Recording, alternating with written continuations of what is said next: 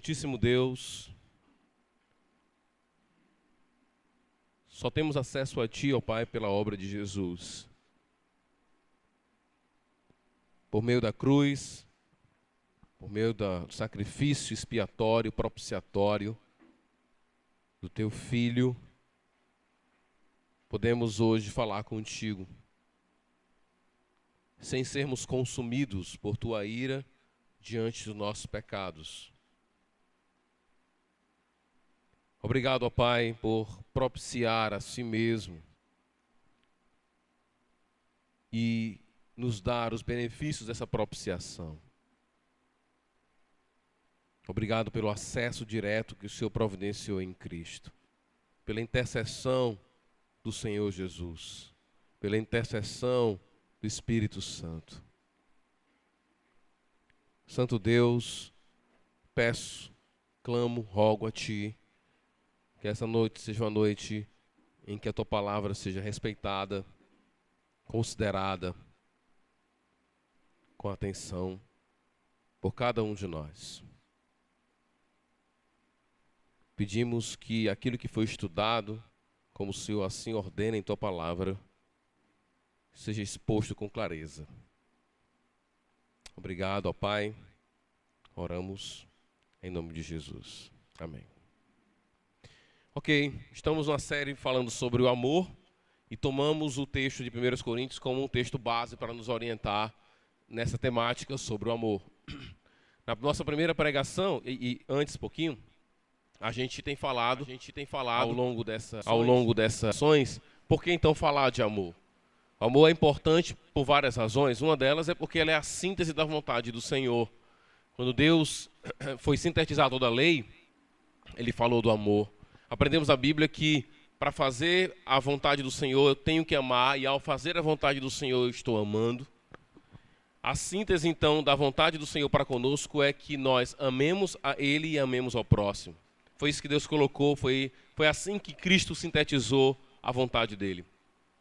Outra razão é que a essência do próprio Deus é amor. A gente acabou de ler por 2 momentos na carta de João, ele vai dizer que Deus é amor, faz parte da essência do Senhor. E a lógica de João lá é, se Deus é amor e você foi atingido por esse amor, não porque você escolheu amá-lo primeiro, mas porque Ele resolveu te amar primeiro. Nós não amamos porque a explicação de amarmos a Deus é porque Ele nos ama. E está na essência dEle. E é a essência do seu povo também. Então nós, e a expressão que João usa ela é muito interessante, ele vai usar a expressão aperfeiçoados do amor. Nós precisamos aperfeiçoar, crescer, entender. Esse aperfeiçoamento se dará no dia a dia, em ações amorosas e em pensamentos, maturação do que realmente significa amar. E ao longo da nossa leitura de 1 Coríntios 13, temos aprendido muito sobre o que é o amor. Primeiro, nos primeiros 3 versículos, o apóstolo Paulo fala para a gente que o amor é essencial à nossa vida. Que quando você tira o amor, as coisas passam a não valer absolutamente mais nada.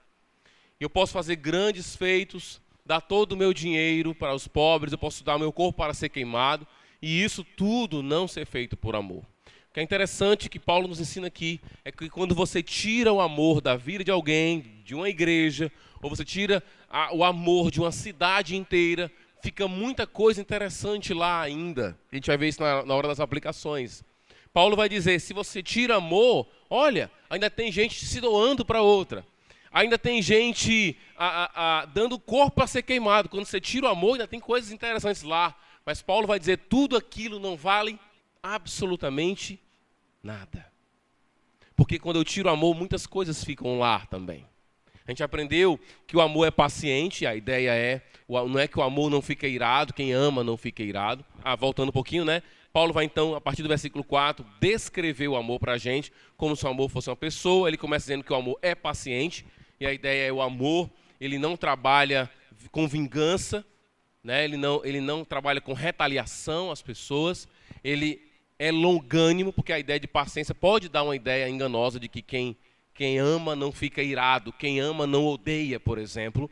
A gente aprende o contrário quando lê a Bíblia, e o apóstolo Paulo vai ensinar para a gente que quem ama odeia o mal. E parte do entendimento e da maturação do amor envolve você amar aquilo que é correto, e ao amar o que é correto, você passa até algum tipo de ojeriza, e a Bíblia chama isso de ódio para com o que é errado. E parte do terrível quadro de alguns pecadores e alguns pecados, os profetas vão dizer que é quando você chama o mal de bem e o bem de mal. Quando eu amo, eu sei o que é certo e sei o que é errado. Eu amo o que é correto. Então, ter paciência aqui não quer dizer não ficar irado. Ter paciência aqui não quer dizer engolir todos os sapos. Ter paciência aqui quer dizer que eu não vou trabalhar com retaliação para aqueles que agem com ofensa para comigo. Depois vai dizer que o amor é bondoso, e com isso quer dizer que o amor trabalha com fazer o bem às pessoas, e o amor envolve ética, envolve o certo, envolve o errado. Amar, então, alguém pode fazer muitas coisas achando que está fazendo por amor, quando aquilo não é o bem para a pessoa. Só Deus pode nos mostrar o que é o bem. Foi nesse ponto que eu falei, o amor requer a lei e a lei requer o amor. O amor requer a lei, porque quando eu pergunto o amor é fazer o bem, eu pergunto o que é o bem. E a lei me diz o que é o bem. Quando Deus nos exorta, nos comanda coisas, Ele está dizendo para mim o que é bem, o que é correto. Amar, então, envolve ética. Envolve o que é certo, o que é errado. E por último, na semana passada a gente falou, o amor não inveja. E a ideia é, o amor, ele não fica triste com o sucesso dos outros. Invejar alguém aqui é você não compactuar de uma alegria diante do sucesso de outras pessoas. Se há isso em seu coração, Paulo diria, não há amor. O que Paulo diria é, quando você tira o amor, o que você encontra lá? Você encontra inveja. Você encontra ainda grandes feitos, pessoas se doando uma para outras, pessoas organizadas, pessoas dedicadas, mas lá você encontra também uma antipatia com o sucesso do outro. Muita gente fazendo muita coisa interessante, mas lá dentro dos corações, das motivações, você tem as pessoas infelizes com o sucesso das outras. Ou, uma outra forma de falar, era feliz com a desgraça do outro. Estou lendo um livro chamado Crime e Castigo, que é um livro do Dostoiévski, e ele vai dizer, tem uma cena que é quando um homem ele é atropelado por uma carruagem lá, que é século XIX, e aí ele fica aquela multidão querendo, né, chegar para ver o homem vai levado na cama, assim, aí a cena, aí tem uma parte do livro que é muito interessante, que ele vai dizer que quando as pessoas se aproximam, há um nível de felicidade nas pessoas. Em ver uma pessoa atropelada, do tipo, ainda bem que não foi eu. Entendeu? Algum tipo de coisa do tipo, foi com ele, não foi comigo. Eu achava que eu estava ruim, mas ele está pior do que eu. Que bom. Mais ou menos isso que às vezes passa na cabeça das pessoas. Se há isso em seu coração, Paulo diria, isso não é amor. E quando eu tiro o amor, o que eu tenho? Eu vou pegar, então, geralmente eu pego uma expressãozinha, não inveja, mas eu vou pegar duas hoje. Não se vangloria e não se orgulha, é a minha versão, tem aqui. Quando você tira, então, o amor da vida de alguém, da igreja, da cidade, de qualquer lugar, de qualquer realidade, o que você encontra lá? Você encontra vanglória e você encontra orgulho. As palavras nas traduções variam muito aqui. Algumas vão colocar a palavra, em vez de vanglória, vão colocar ufana, não se ufana, né? Aqui a ideia de não se promove demais, tá? E a outra, orgulha, a outras vão ter a expressão de não se ensoberbece. Mas daqui a pouco eu vou falar um pouco sobre cada palavra dessa. Então como é que vai funcionar hoje aqui? Como todo domingo tem funcionado. Eu vou falar um pouco da palavra, o que significa vanglória, o que significa orgulho, segundo essa passagem. Depois perguntar, por que então nós não nos orgulhamos? Por que nós não temos orgulho? No sentido que Paulo está colocando aqui, que eu acho que a ideia mais aqui é de soberba mesmo. Sabe? A ideia de alguém soberbo. A palavra mais interessante porque dá uma ideia de alguém que tem um conceito elevado de si mesmo. Essa é a palavra aqui, traduzida como soberba ou traduzida como orgulho. Depois de falar um pouco de cada palavra, eu quero perguntar por que não, e no final trazer algumas aplicações, desafios para a nossa vida. Então vamos falar primeiro da primeira palavra aí, palavra vanglória, tá? Que na tradução da Corrigida Fiel tem leviandade, em outra tem ufaná. E a ideia é o que é? É quando você fala, principalmente fala, sobre si mesmo de uma forma vaidosa e elevada. Essa é a ideia. Tá? Aquele que se ufana, ele não está muito preocupado em se comparar com o outro, em se achar melhor do que o outro, não. Isso é parte do soberbo. Mas o que se ufana, o que se vangloria, é aquela pessoa que está preocupada em promover ela mesma. Tá? Autopromoção. Mais ou menos isso. Tipo Facebook, mais ou menos assim. Como é que é? Então, quando você vê o Facebook, você vê muitas vezes isso. São pessoas que muitas vezes não estão muito preocupadas em se comparar uma a outra. Isso é um outro pecado. Mas elas estão simplesmente preocupadas em fazer o seguinte: eu quero que as pessoas me vejam. Eu quero que as pessoas me vejam bem. Eu quero que as pessoas me vejam como eu tenho sucesso, como eu sou bem-sucedido. Como eu tenho bons sentimentos. Aí você coloca lá no Facebook: hoje acordei assim, tal. Aí a pessoa diz: olha, like, todo mundo lá curtindo, porque é uma pessoa de bom sentimento. Quem se ufana, então, é alguém que está muito preocupado em se autopromover. Não é tanto se comparar um ao outro, mas é de se promover mesmo. Falar de si mesmo. Tá? Geralmente quem se ufana, igualmente quem é orgulhoso, ou como quem é egoísta, o foco e toda a vida gira em torno dela mesma. Então o objetivo dela é sempre promoção. Então, geralmente o que é importante também entender é que quem se ufana promove-se a si mesmo, mas entenda, promove aquilo que ela quer, como ela quer ser vista e como ela pensa que ela é. Que não é necessariamente a realidade. Quem se ufana é alguém que está querendo sempre dizer: eu sou assim. Mesmo que o filho dela diga: mamãe não é assim não. Mesmo que o pai diga: não, ele não é assim. Mesmo que alguém que está próximo diga: jamais essa pessoa é desse jeito aqui. Mas ela se apresenta, ela se enxerga de uma forma. Geralmente a visão de quem se ufana é positiva de si mesmo. Tá? Então ela promove aquela parte boa. Inclusive até naquilo que parece ser negativo, ela consegue encontrar algo positivo. Então quem se ufana, por exemplo, diz assim: está fofocando, mas ele não fofoca, ele diz a verdade. Entendeu? Quem se ufana é assim: eu pelo menos falo a verdade. Fala dos outros, fala pelas costas, né? Mas tem uma desculpa: eu falo a verdade. Olha que coisa linda.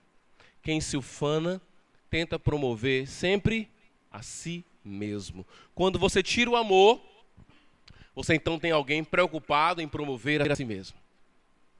Então observa como o amor é interessante. O amor, quando você então insere o amor na realidade da vida de alguém, ela não está preocupada mais em saber o que as pessoas pensam dela. E como a gente vai ver daqui a pouco, o texto de Paulo vai dizer, nem o que ela pensa dela mesma. O mais importante é saber o que Deus pensa dela. Quando você coloca o amor, então, a nossa vida tem um giro total. Porque nossa participação, o nosso personagem na história do mundo, da nossa própria história, passa a ser coadjuvante. Está entendendo? Não é nem coadjuvante, como é figurante.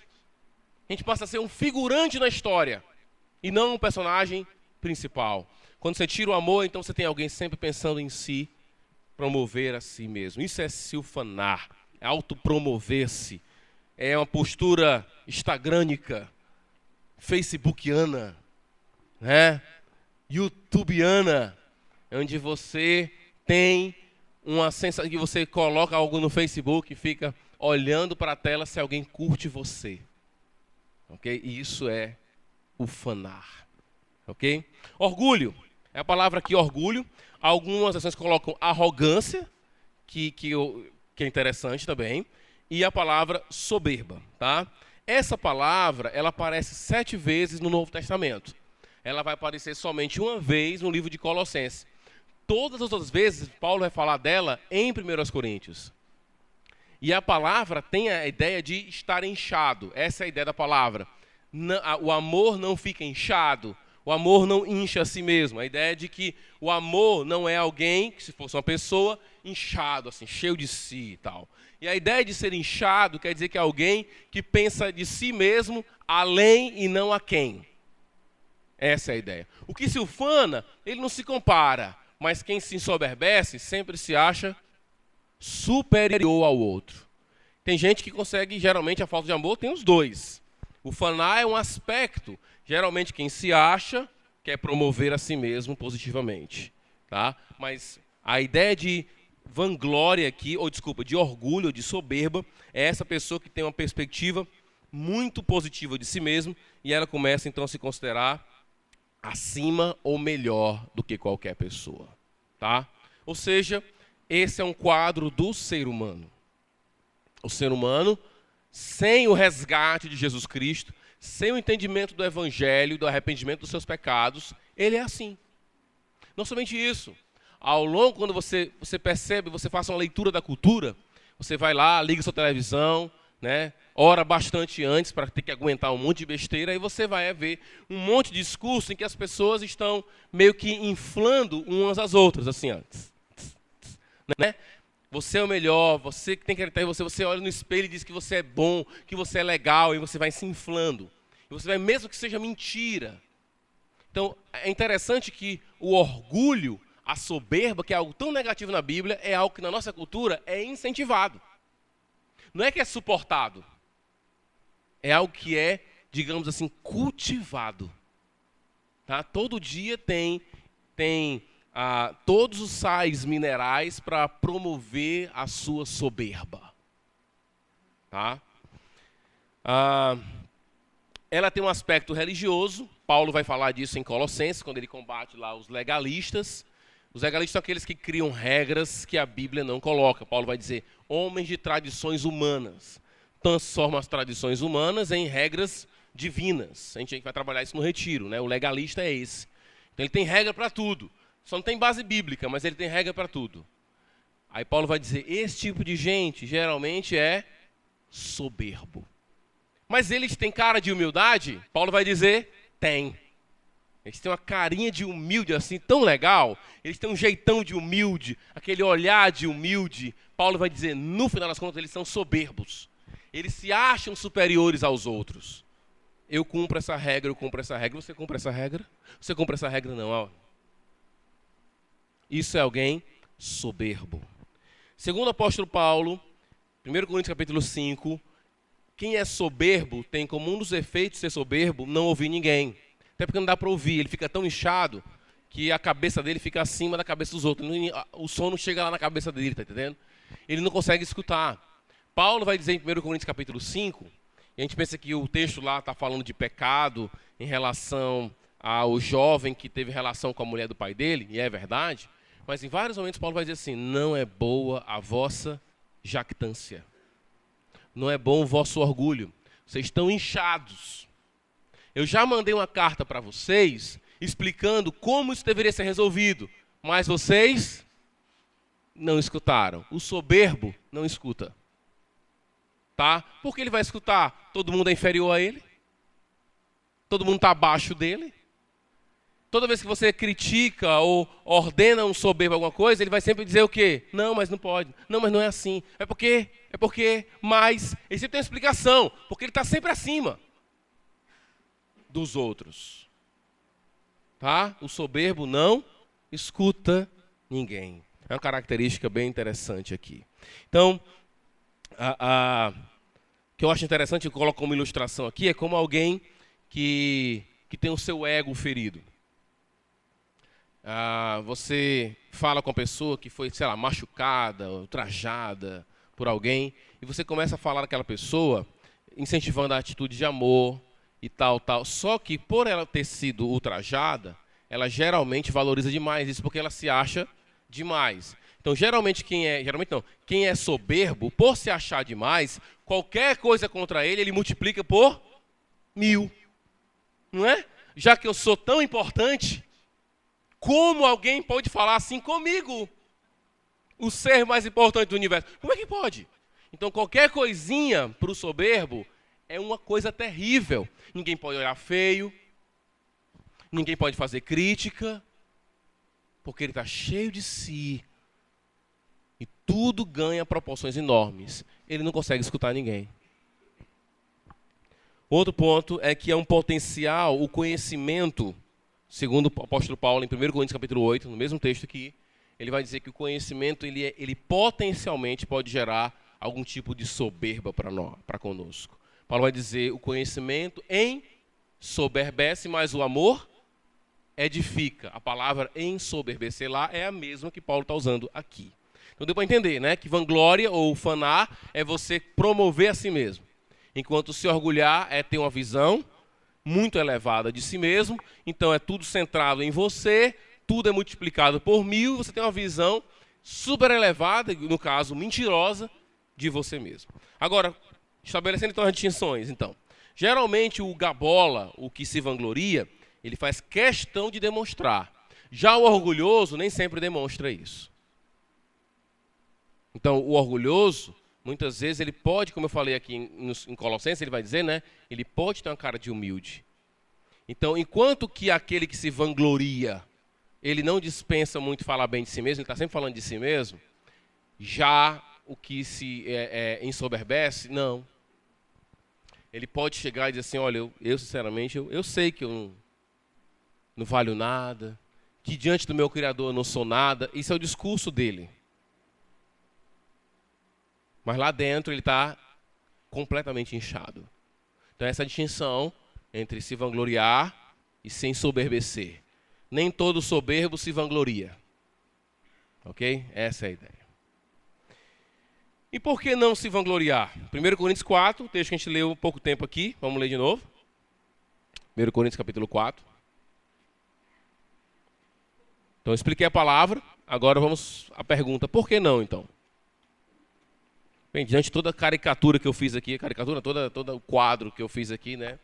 Digamos assim, depreciativo da... Você fica, não, pastor, é muito feio, né, se vangloriar. Mas vamos lá. Por que não se vangloriar ou por que não agir com soberba? Tá? Primeiro ponto é, não temos do que nos orgulhar. Essa é a primeira razão, tá? Porque tudo que tem... E aí vem o que chama de teologia da criação. Quando você entende de onde você veio, tá? As perguntas básicas que os filósofos lutam para tentar responder, e sempre vão ficar lutando ali até que as perguntas pressupõem que você precisa de uma revelação. De onde eu vim, o que eu significo, o que eu sou realmente, para onde eu vou, essas palavras de identificação, elas só são respondidas por revelação do Criador a nós. Quando você lê a Bíblia, você percebe que você é criatura de Deus. Ora, se você é criatura, você é uma parte dentro da criação, entendeu? Você não é a coisa mais importante do universo. Então, quando você entende-se como criatura, você já diz, não dá para mim, então, ficar me achando demais. Eu sou uma criatura, e como criatura, eu tenho limites. E é isso que toda criatura não, perdoa. Todo ser humano quer quebrar. Os limites de ser uma criatura. Então Deus te faz com um corpo, você quer outro. Você está dizendo o quê? Eu não quero ser o que eu sou. Não adianta você ficar dizendo assim, mas aqui dentro eu sou diferente. Não interessa. É uma negação clara do que você é. É uma negação clara do que você é. Porque hoje em dia, com essa definição, com essa ideia de a teoria de gênero, né? Em que a pessoa que define o seu próprio sexo, né? As pessoas estão cada vez mais... porque eu acho que eu sou assim. Tinha um cara que... Vocês viram no Facebook, uma coisa legal, o cara botou um cara com cara de gato, sabe, viram? Um cara que tenta ser um gato, que ele cerrou os dentes, ele colocou umas bolas metálicas aqui, ele tatuou o rosto dele como se fosse pelo de gato. Já viram isso? Não? Nunca viram, não? E os olhos dele como olhos de gato também. Aí o cara botou assim, segundo a teoria de gênero, esse cara é um gato. Ele não quer ser um gato? Pronto, ele é um gato. Não é que você quer uma coisa, você é. Quando você entende que você é criatura, quem diz o que você é não é você. É quem te criou. Então você vai se sobreviver em quê? Você nunca vai se inflar. Você vai simplesmente nem emagrecer demais e nem inflar demais. Você vai ser o que você é, porque Deus é quem diz o que você é. E Paulo vai dizer aqui nesse texto, que a gente já leu algumas vezes, mas é um texto que vale a pena você ler constantemente. E o Evangelho é uma verdade que tem que ser repetida aos nossos corações todos os dias. Ele vai dizer, capítulo 4, né, versículo 7. Pois quem torna você diferente de qualquer outra pessoa? O que você tem que não tenha recebido. E se o recebeu, porque se orgulha, se ensoberbece, como se assim não fosse. Por que você está inchado, cara? Por quê? Tudo que você tem, você recebeu. Tudo que nós temos, temos recebido. Dos nossos olhos, as nossas percepções, aos pais que temos, a cidade que nascemos, tudo foi recebido por nós. E isso para muitas pessoas é super angustiante. Quando você está em pecado, é super angustiante porque você não quer aceitar. Você quer dizer assim, olha, porque se Deus existe, por que eu não nasci em Londres, né? Por que eu não nasci em Londres? Por que eu não nasci, sei lá, em Nova York? Porque Deus quis que você nascesse aqui e Ele não perguntou a sua opinião sobre isso, meu filhinho. Porque você é criatura. Entendeu? Então, quando você entende-se como criatura, reconhece sua condição de criatura, você não se ensoberbece. Nós não temos motivos para ensoberbecer, porque tudo que temos, temos recebido. Segundo, depois que nós entendemos o Evangelho, já estou ainda no capítulo 4, a explicação está aqui ainda, nós paramos de olhar para nós mesmos. É aquilo que o Timothy Keller chama no seu livro de a bênção do autoesquecimento. Timothy Keller tem um livro chamado Ego Transformado. Ele é um livro de leitura de 1 hora. Sei lá, eu acho que é isso aqui, ó. Tá? É um tipo de leitura que você compra e você lê e você diz, poxa, que maravilha. Assim, é coisa para a alma mesmo da gente. E ele vai falar disso. Quando você entende o Evangelho, você cai no descanso, na liberdade, na bênção do autoesquecimento. Ele vai dizer, o cara que é humilde não é um cara que vive falando mal dele mesmo. Rapaz, eu não presto, eu não valho nada, eu não sirvo para nada. Ele vai dizer, não. O cara que é humilde, ele não fala nem muito dele, nem menos dele, porque ele não fala muito dele, porque ele não pensa muito nele. Ele passou por um processo de autoesquecimento.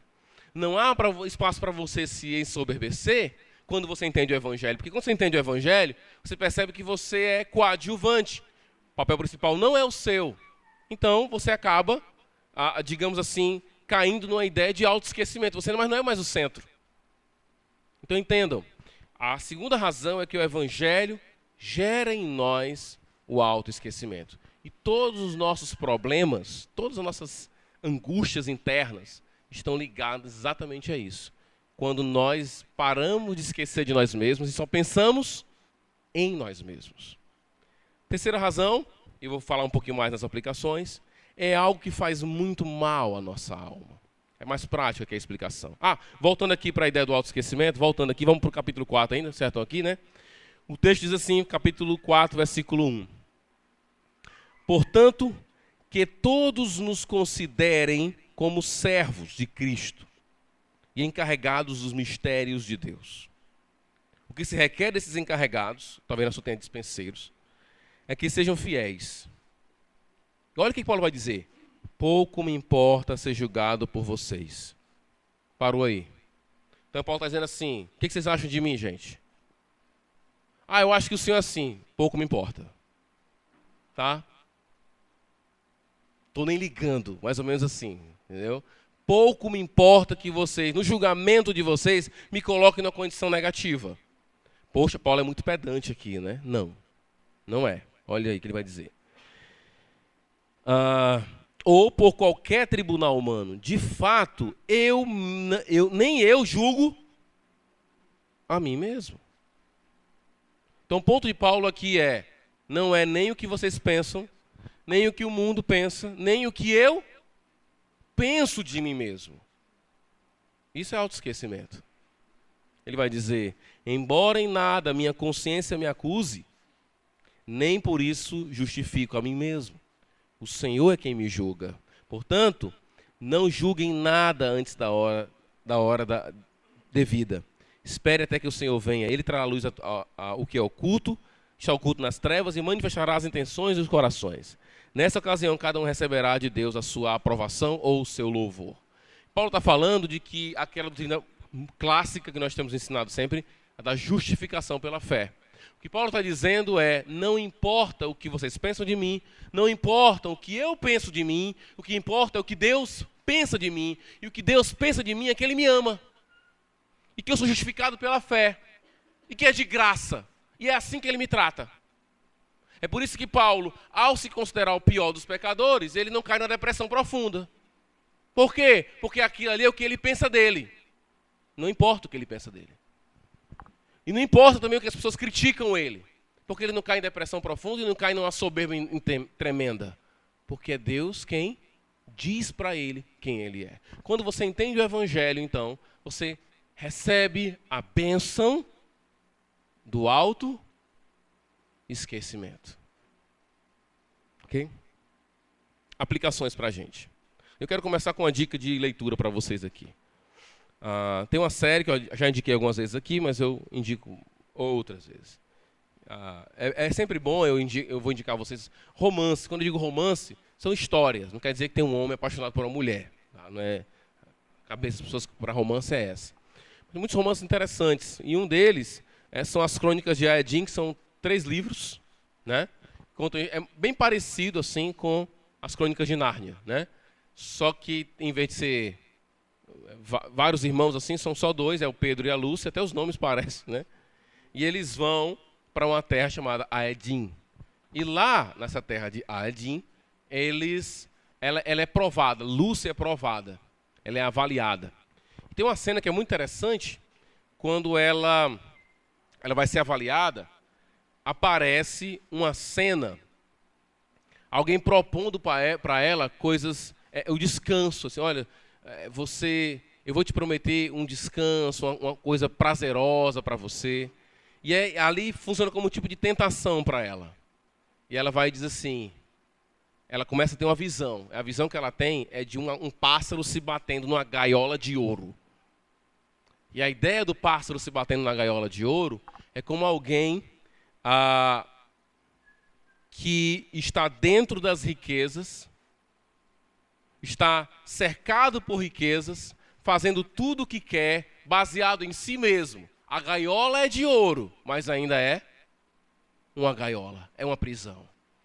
Então, a primeira aplicação que eu quero trazer para vocês é: a gente tem que se enxergar como Deus quer que nos enxerguemos. E a história continua. Ela começa a perceber as ameaças. E tem um momento em que o mestre lá, é chamado Gaius, ele chega para ela e diz assim: olhe para esse lago. Ela olha para um lago que é lindo, o lago, cristalino, e ele, o que você vê? Ela diz: eu não estou vendo nada. Ele diz: pronto, agora você está pronta para liderar, porque agora você não está se vendo mais. Ela não se vê. Se ela não se vê, ela está pronta. É exatamente um contraste com a história da mitologia grega de Narciso, onde ele olha, ele vê um reflexo e morre. Essa menina olha para o lago e não se vê. Ou seja, ela entrou no autoesquecimento. Ela passou a ter uma vida de serviço. E o ponto lá é ele diz assim: você passou por várias provações. Você encarou a tentação das fortunas da vida. Você viu a gaiola de ouro. E você passou pela provação do amor próprio também. Porque agora você não enxerga a você mesmo. É ou não é uma mensagem contrária a tudo que vocês escutam ao redor de vocês? É ou não é? É tudo o contrário. Porque todo mundo vai dizer para você assim, ó: valorize a você mesmo. Né? Que se você não se der valor, né? Aquelas frases, né? Tem que falar assim com essa vozinha de idiota, porque, né? Para combinar com a ideia, né? Se você não se der valor, as pessoas não vão te valorizar. Mas essa mensagem demoníaca. O que a Bíblia está dizendo para a gente é que quem ama, onde o amor está, você esquece de você mesmo. Segunda aplicação: não podemos nos iludir a viver uma vida sem amor e achar que uma vida sem amor é uma vida interessante. Então vamos lá. Vamos pensar numa cidade, ou numa igreja, ou na sua vida, que você tira o amor. Ok? Tirou o amor. Pá, tirou o amor. O que você encontra lá? Você pode encontrar atos heróicos, você pode encontrar lá desprendimento material, sou da esmola. Né? Você pode encontrar esforço, dedicação, você pode encontrar organização, disciplina, valorização dos prazeres. Porém, mesmo encontrando tudo isso numa cidade, numa igreja, numa vida sem amor, para cada ato heróico, você tem alguém esperando ser louvado. Para cada pessoa que faz algo bom, ela espera ser reconhecida. Porque essa é a terceira razão que eu dei para vocês, faz mal para a nossa alma sem soberbecer. As pessoas que são soberbas, elas estão sempre machucadas. E é tão difícil conviver com alguém soberbo, não é, irmãos? Porque você nunca consegue agradar aquela pessoa. É insuportável. E eu acho que é insuportável para ela mesma. O soberbo, ele fica triste com ele mesmo, muitas vezes. Por quê? Porque ele nunca consegue se satisfazer. Está entendendo? O inchaço dele, a pele dele sempre vai dilatar mais um pouquinho para ele poder se inchar mais um pouco ainda. Pessoas soberbas são pessoas que estão sempre querendo receber agrados, elogios. Se olhar para o lago, elas se veem. Terceira aplicação. Isso também eu peguei do livro do Timothy Keller, chamado... Esqueci agora o nome do livro. Ego Transformado. Ele vai falar uma coisa bem interessante, eu não tinha lido ainda sobre isso, sobre pesquisas que mostram, sobre a autoestima, que é uma coisa muito comum hoje em dia. Né? Você tá assim triste? Eu sei o que é. Você está com baixa autoestima. Não é assim? Você tem que receber uma carga grande de autoestima. Você precisa ouvir palavras positivas. Você precisa ir para o espelho e dizer para você mesmo: eu sou linda.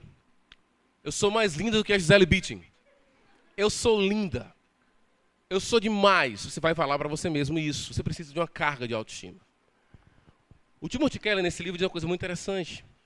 Ele vai dizer assim: a autoestima é muito mais perigosa do que a baixa autoestima. Ele vai dizer os piores resultados de uma vida de uma pessoa se dão quando ela tem uma visão elevada dela mesma. Uma pessoa cheia de si é uma pessoa extremamente perigosa. Agora vamos ser bem práticos aqui. Vamos trabalhar a criação de filho.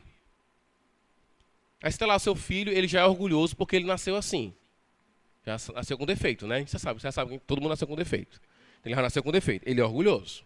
Ele é soberbo. Então ele está se inflando lá. E aí você, né? Lá na hora que o meninozinho diz assim: ah, mas eu não quero comer isso, papai. Que nojo, essa comida é muito nojenta.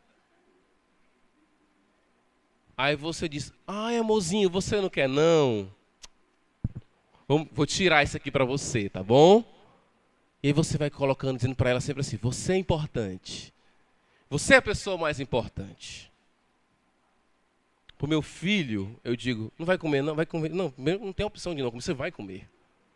Segunda opção, meu amigo, eu não estou criando, eu estou criando um homem aqui em casa. Estou criando um macho. E um macho, quando vê um prato de comida, ele come. Ele agradece a Deus. Entendeu?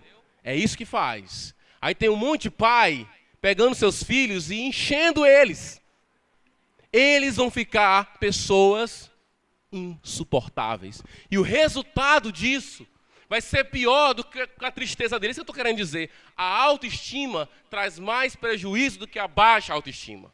Uma criança triste, ela se recupera. Uma criança cheia de si é insuportável. É insuportável.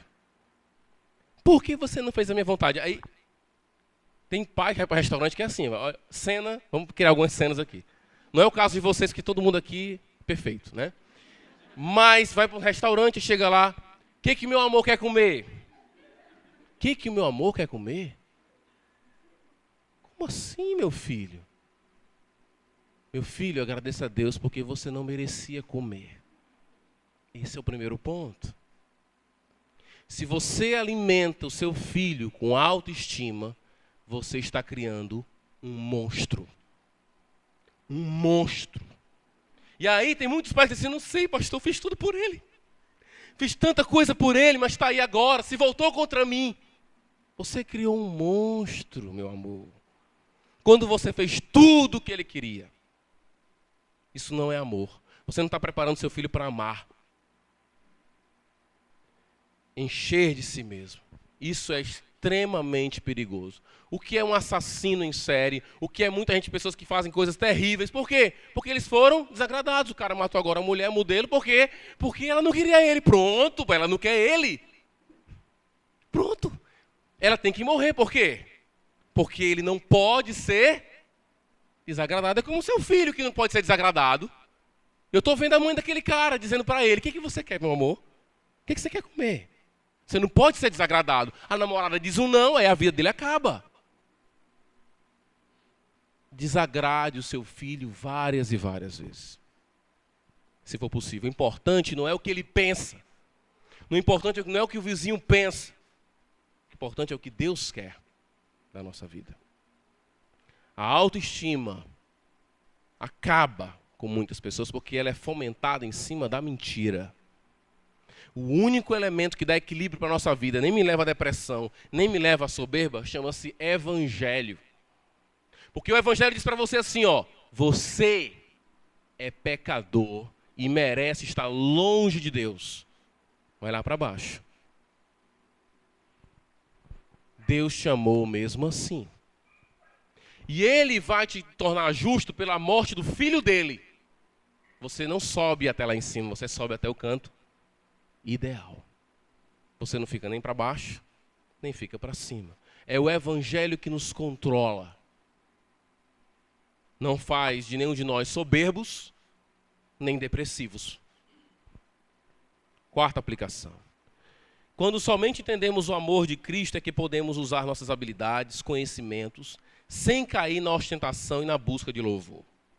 Só quando eu entendo o amor de Deus é que eu não busco o louvor das pessoas. Ah, eu toquei hoje na igreja e ninguém falou nada comigo. Esquisito isso aí, né? Toquei na igreja, fiz um solo lá, ninguém prestou atenção, ninguém falou nada. Nem o Arthur, que é do louvor, falou para mim que foi bem. Se você está em busca de um feedback, ótimo, perfeito. Porque às vezes você quer ouvir o quê? Você quer ouvir o feedback. Não interessa se o feedback é positivo ou negativo. Você quer ouvir o outro. E aí, deu certo? O som ficou bom? Beleza, então ficou show. Saiu lá legal, saiu lá, show de bola. Mas às vezes tem gente que não quer isso. Tem gente que só quer ouvir. Olha, você é tão importante. Eu não sei, olha, depois que você entrou no grupo de louvor, eu percebi que tudo mudou. É isso que muitas pessoas querem ouvir. Quando você entende o amor de Deus por você no Evangelho, você pode fazer grandes coisas. Pregar para multidões, tocar para multidões, fazer grandes coisas e não cair na soberba. E nem buscar, nem ser, agir de forma ostensiva, com ostentação, melhor dizendo, e nem busca de louvor também. Agora, quinta aplicação. Quem ama, escuta. E por que as pessoas que estão ensoberbecidas não escutam? Porque elas estão sempre protegendo a sua própria imagem. Elas têm uma necessidade de se proteger. Então você critica a pessoa, ela diz, não, sabe o que é? Porque é o seguinte, o senhor não entende. Minha vida, aí vai se proteger, porque ela quer ainda, ela não quer ficar feio diante da acusação. Meu amado, escute. Escute bastante. Deus deu para você 2 entradas de som e só uma de saída. Então você tem que ouvir mais. Tiago diz isso, escute mais, fale menos. Escute. Escutar não é para todo mundo, não. Nem todo mundo que está aqui está escutando. Tem uns que podem estar aqui e dizendo assim, eu não concordo com isso. Esse pastor é muito louco e tal. O problema é seu. A sua opinião também para mim não tem muita importância, não. Para mim o que vale é que é Deus. Tá? Outra. Sexta aplicação. E aqui é um teste. Teste para saber o quanto o amor está longe da sua vida. Ou o quanto soberbo você é. Alguns testes, são 5. Primeiro. Geralmente quem é soberbo cobra por atenção. Entrei na igreja, ninguém falou comigo, não ouvi fogos, né? E nem uma música de fundo para a minha entrada triunfal. Onde está o tapete que não abriram para mim entrar? Né? Cheguei em casa cansado do trabalho, e onde estava minha esposa e meus filhos para me receber? Né? E para, né, me receber dizendo, olá papai, tudo bem? Estica o pé que eu vou tirar o seu sapato. E a minha mulher vinha para tirar toda a minha roupa e tudo, porque eu não tenho habilidade para tirar minha própria roupa. Minha mulher que tira minha roupa, faz massagem em mim. Se você cobra por atenção, há uma probabilidade muito grande de isso ser soberba. A alma é muito complexa, pode ser outras razões aí, mas é provável que seja soberba. Outra, exigência de gratidão. Tá aí, pastor. Passei a semana, cada comida que eu fiz para ele foi um cardápio que eu sabia que ele gostava. Eu não ouvi um obrigado. Quando não há amor, sempre há exigência de louvor. Deixa eu dizer uma coisa, meu irmão, minha irmã. Isso escraviza as pessoas. Escraviza demais. A paz que Deus nos dá é aquela de você dormir e dizer, eu fiz e o Senhor viu. O Senhor sabe do que eu estou fazendo. O Senhor sabe que isso é fruto do amor que o Senhor tem por mim. Que pena que ela não agradeceu. Que pena que ele não agradeceu. Eu fico triste por ele. Porque quem é grato tem um coração cheio de ti. Eu não estou triste, Senhor, não é porque eu não fui reconhecido, é porque o Senhor não foi reconhecido em mim. Isso é a tristeza de alguém que ama. A tristeza do egoísta é, ninguém olha para mim. Polidinho, lembra do Polidinho da década de 80? Alguns aqui não sabem o que é Polidinho. Quem não sabe, entra no YouTube, os mais jovens, e bota lá, Polidinho da Policar. O Polidinho, né? Todos olham para mim com desprezo, por isso vivo desprezado. Isso não é problema, rapaz. Né? C. Negação das críticas. Geralmente, soberbo nega as críticas. Você fala com ele, mas não. Não é assim não. Ele não escuta, por isso ele nega as críticas. Outra. Costuma depreciar os feitos dos outros. Foi bom. Gostei do louvor. Não está participando do louvor, né? Gostei. Mas... Sei. Acho que o tom não estava assim tão... Entendeu? Gostei da pregação, pastor, mas eu acho que o texto forçou um pouquinho a barra. Porque não foi você que fez, né? Porque não é você que está recebendo, sendo visto naquele momento. Costuma depreciar os outros. E a pergunta que eu quero fazer para você, para testar a sua soberba. Você se acha necessário? Tem gente que quer fazer esse teste em casa. Briga de casal, coisa que não acontece. Coisa rara, né? Principalmente o pessoal da Igreja Batista que lá. Inclusive tem uma música do Palavra Antiga, né, Clênio? Que nós colocamos como trilha sonora dos casais. Hoje tem guerra, amanhã também, né? Então, briga de casal é uma coisa que mal acontece. Mas aí, vamos pensar aqui uma situação. Sua mulher brigou com você, aí você diz assim... eu vou agora deixar de fazer tudo que eu faço para ela ver o quanto ela precisa de mim. Ela vai ver agora. Aí você congela. Se você trocava o gás, não, troca. Posso não, estou ocupado agora. Ela vai ver o quanto ela precisa de mim. Eu quero dizer uma coisa para você. Se você morrer, ela vai continuar vivendo. Está entendendo? Então você não é necessário. Se eu deixar de pregar nesse púlpito aqui hoje, subirão nesse púlpito outros pastores, porque é a obra do Senhor. Se o seu esposo, se você morrer hoje, o seu esposo vai continuar vivendo. Ele vai sofrer, evidentemente. Não estou querendo criar aqui uma ideia de frieza total, ele vai sofrer, mas ele vai acordar amanhã e vai dizer assim, poxa, sinto falta porque ela não está aqui para fazer isso. Eu vou fazer, e faz. E olha, funciona. E não vai nessa não, porque a tua esposa pode descobrir que ela faz as coisas melhor do que você. então você perdeu a oportunidade de servir. Esse foi o ponto. Não se considere necessário. Grupo de louvor, né?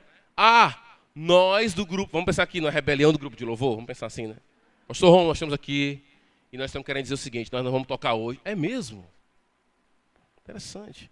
E o que tem? Não, porque a gente quer mais direito, nós queremos uma bateria tal, né? Praça, não sei o quê. Não tem condições. Não, então a gente vai tocar. Não tem problema. Vamos lá, irmãos, vamos cantar? A gente canta. A gente vai cantar. Não se considere necessário. Isso é soberba. Orgulho é mais suscetível à tentação. Quem é orgulhoso está sujeito à ambição, a desejos. Quem é orgulhoso é facilmente pego. Sabe como é que você pega um orgulhoso? Você elogia ele. Pronto. Ele não aguenta um elogio, fica louco. Elogio. Rapaz, você está mais forte, né? É mesmo? É. Então, 20 anos? Não, cara, estou com 30, cara. Está ganhando cara. Depois você mete a faca nele. Porque é fácil você pegar alguém que é soberbo. É só você elogiar ele. E por último, por que o homem natural não aceita o evangelho? A expressão que eu estou usando, homem natural, é a expressão que Paulo usa aqui nessa carta, em 1 Coríntios capítulo 2. O homem natural é o homem que não tem o Espírito de Deus. Por que o homem natural não entende e não quer as coisas do Senhor? A resposta é porque ele é orgulhoso. Porque o evangelho, a mente do orgulhoso, ele funciona da seguinte maneira. É assim que funciona a mente do orgulhoso e a mente do ser humano é assim. O ser humano sempre procura um veredito, um julgamento das pessoas em relação a ele. O que ele fala? Para que as pessoas tenham uma visão correta de mim, eu vou fazer o quê? Eu vou fazer o máximo que eu puder. Então ele sempre pensa assim, quanto mais desempenho, melhor será o meu veredito. Quanto mais eu faço, melhor serei visto. Quanto mais eu faço, mais eu serei considerado. E tem muita gente que faz isso com Deus. Senhor, eu vou para o culto, Senhor, faço aquilo, eu evangelizo, lá. Quanto mais desempenho a Deus, olhando assim, aí lá vem o veredito de Deus. Realmente você é uma pessoa muito interessante. Parabéns para você. Essa é a lógica do orgulhoso. Ele trabalha com desempenho, para a luz do seu desempenho, ele recebeu o veredito. Mas na Bíblia é o contrário. O veredito vem antes. O veredito vem quando você diz assim, eu sou pecador, Jesus morreu por mim. O Senhor me justifica e é pela fé, não é pelas obras. Porque o que eu mereço, a Bíblia diz, o salário do pecado é a morte eterna. É isso que eu mereço, esse é o meu salário. Mas o Senhor que justifica o ímpio, é isso que Paulo diz. Ele justifica o ímpio. Ele pega o ímpio e diz, você agora é justo, se você tiver fé em mim. Ele dá um veredito antes. E diante daquele veredito, você começa a ter um desempenho amoroso. Você não tem desempenho para receber o veredito. Você tem um veredito e por isso você tem um bom desempenho. A nossa santidade é fruto do veredito de Deus. E eu quero terminar com Romanos capítulo 3.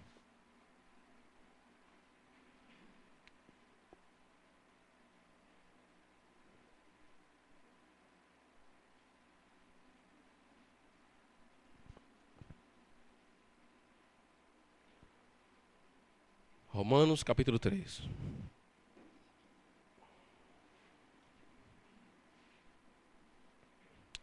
Versículo 20 diz assim. Portanto, ninguém será declarado justo diante dele, baseando-se na obediência à lei.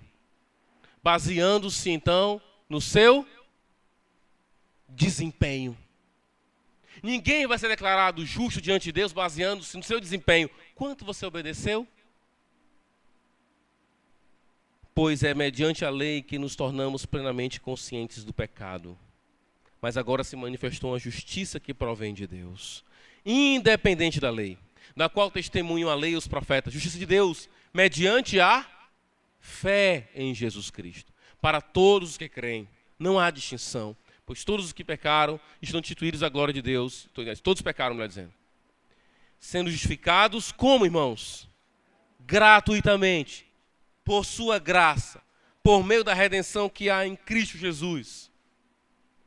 É de graça. O veredito vem antes do desempenho. O seu problema quando você diz assim, pastor, é o seguinte, eu estou pensando em me converter aí, estou vendo, eu vou ter que me preparar antes. Quem foi que disse que alguém está atrás de seu desempenho para você ser um crente?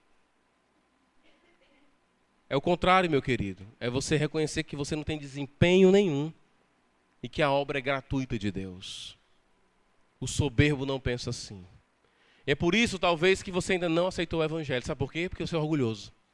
Pastor, pegou pesado. Peguei. Mas é por amor. Eu quero dizer para você, talvez você não ouviu o evangelho, aliás, você não se rendeu ao evangelho porque você é orgulhoso. Ou orgulhosa. Falta você esquecer-se de si. Você está muito cheio de si. Para quem está cheio de si, o seu futuro é explosão. Você vai explodir. Tão cheio de si que você vai ficar. Entregue-se a Cristo. Receba o veredito dele por sua fé. E quando eu digo fé, é a sua declaração de que você não pode, confiando em Jesus Cristo. E o desempenho da sua vida vai ser fruto desse veredito. Mas, como um bom orgulhoso que todo ser humano é muito chato ouvir de Deus algo do tipo, você não serve, você é condenado, mas eu vou te dar de graça. O orgulhoso não quer isso, porque isso não valoriza ele, só valoriza a Deus. O evangelho incomoda muita gente, porque o centro do evangelho é Deus. Porque a obra maior de Jesus não é a sua. É isso que incomoda.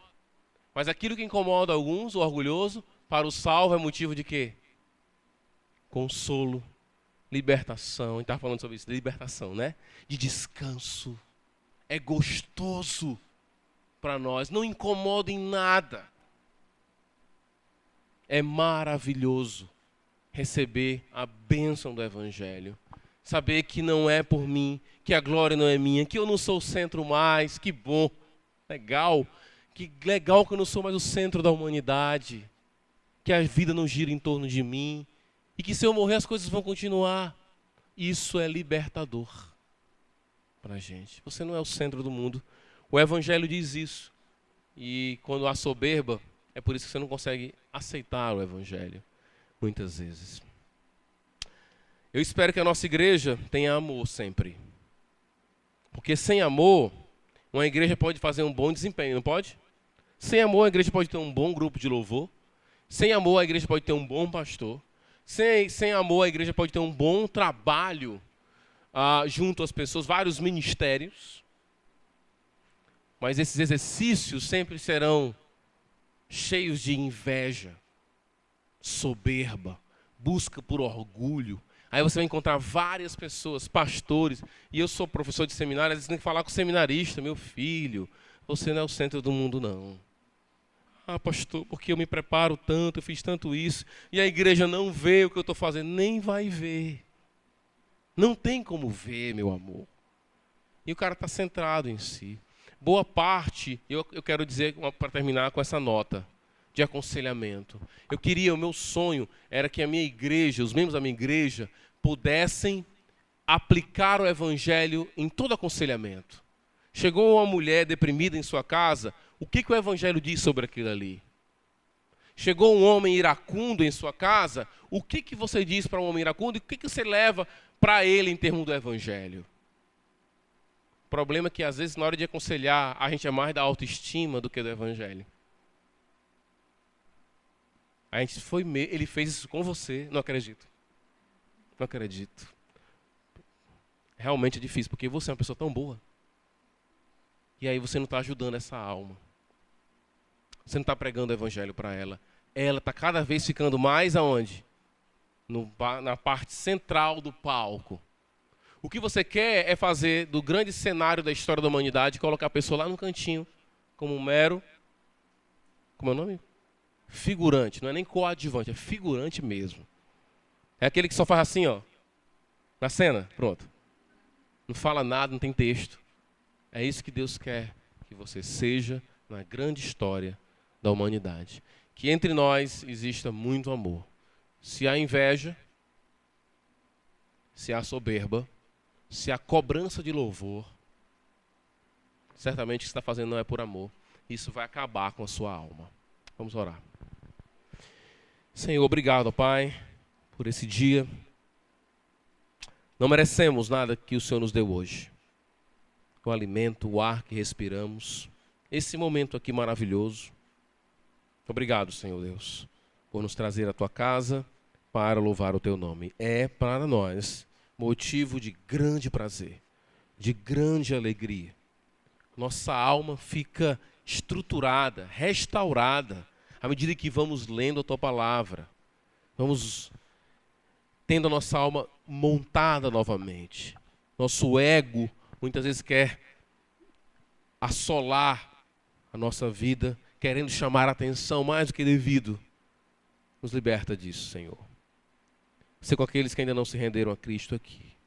Eles possam dizer não para o seu próprio ego, voltar-se para Ti e serem figurantes na grande história da humanidade. Obrigado, Senhor, em nome de Jesus. Amém.